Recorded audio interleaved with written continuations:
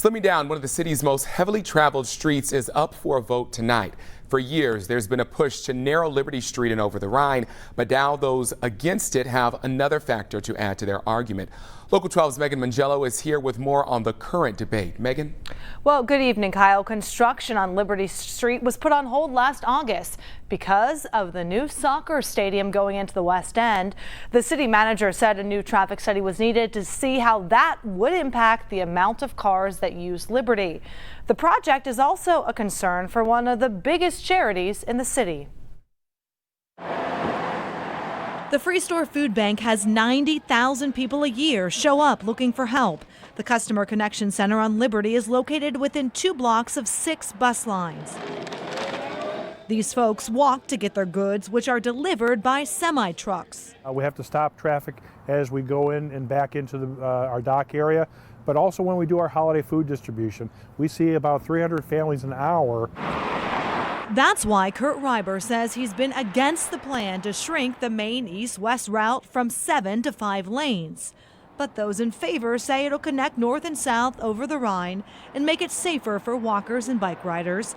It's a project that's been supported by the OTR and Mount Auburn Community Council, but not the Pendleton one. President Tabitha Anderson told me her board voted against it in their March meeting.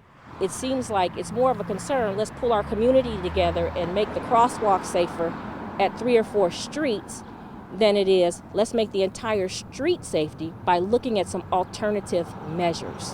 Anderson is also concerned with parking. One version would restrict close to 100 on-street spots. 7 a.m. to 7 p.m. Monday through Friday, they would not be allowed to be here.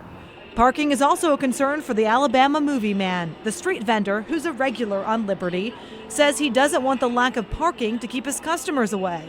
The closer you is to whatever area, whatever store you're going to, it's probably where you go shop, you go spend your money. But parking would be saved in another Liberty Street plan, championed by Mayor John Cranley. This version would keep all the lanes and just add bump outs at the 7 intersections to slow traffic. Now on Monday, the Budget and Finance Committee voted yes on the plan for 5 lanes, but now there's a consideration to pursue the project only if the plan keeps the on-street parking. And from the way it looks, this plan tonight could come down to 1 vote.